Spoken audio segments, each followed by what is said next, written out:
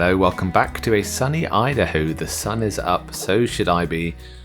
It's time to get some flying done, and today we're going to be doing some crosswind takeoff and landings in the mighty Kitfox. This video is not for those of you that are qualified on tail draggers or STOL aircraft in general. I've probably got a fair bit wrong, so if you know better, please put it in the comments below so we can all learn. But the techniques I demonstrate today are going to be useful for those of you that haven't flown in the sim with Crosswind and fly this type of aircraft. So let's go flying. Here we are in the cockpit. We're going to do a short takeoff. So we're going to have flap stage 1, full power on the toe brakes. The stick is going to be slightly aft and into wind. The wind is 270, 10 knots, so it's all across from the right hand side. This is how not to do it. And as you can see, that wind really picks that upwind wing. And it was close. I could probably go flying again once I've changed my underpants. So let's try that a different way. This time my flaps are up. I'm not going to have the stick aft. I'm going to allow the aircraft to go faster before I get airborne. Bit of rudder to stay straight. Aileron into wind. You can see that the aircraft tips, but I'm still tracking straight down the runway. Now I hold the cross controls longer than I need to. Once you're airborne, you can neutralize the controls and just crab upwind like I am doing now, but it's completely up to you. That was my technique. It works with flaps 0, as in flaps up, or flap stage 1. Again, if you know a better technique, throw it in the comments. I'm always happy to learn.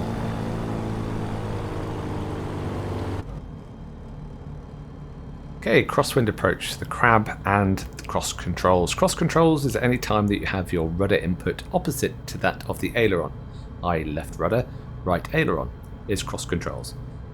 Different techniques for landing different aircraft. For this aircraft, I want to counteract the wind by using the rudder to keep the nose straight and the ailerons in order for it to track directly down the runway. I'll demonstrate that shortly.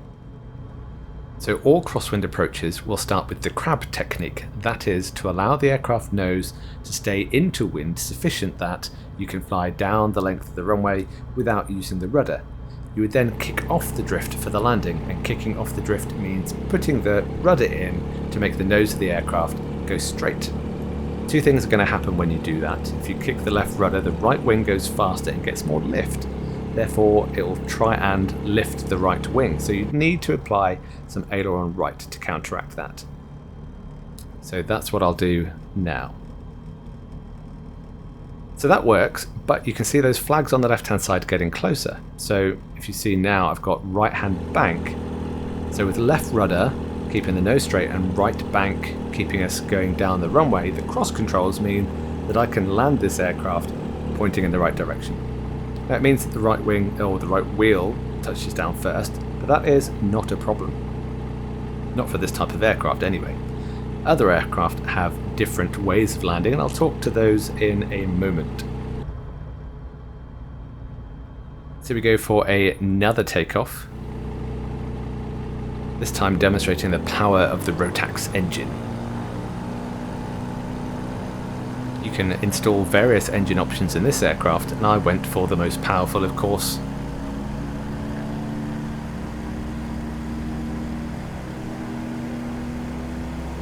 And up we go.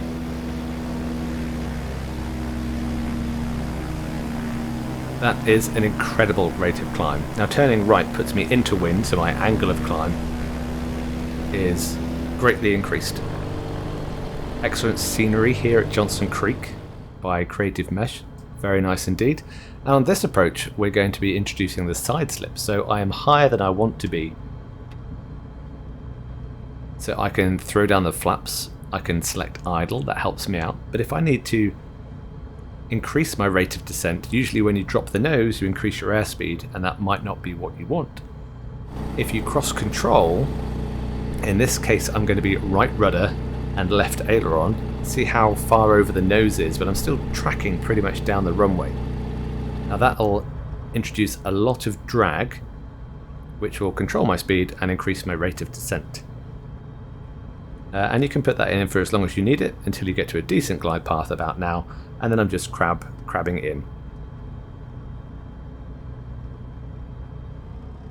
Now, other techniques for landing I mentioned, so you can put the cross controls in now. So if I put left rudder now and right aileron, I could fly all the way from however far away I want, cross controlled down to the landing, but that would fatigue your legs, and it's not necessary. So usually maybe about 300-400 feet is when you'd apply the cross controls.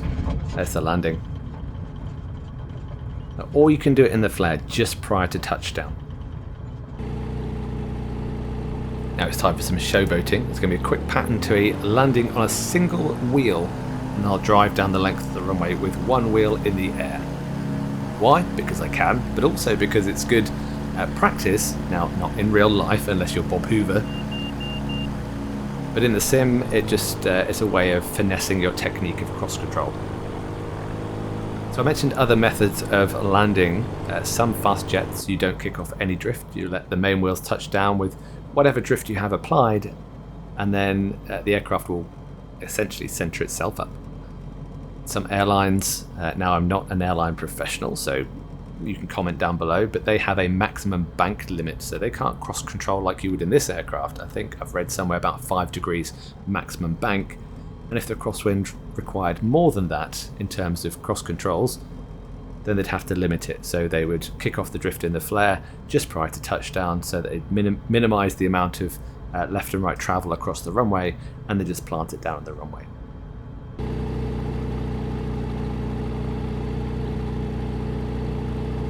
So here we go, we are coming in for this single wheel landing.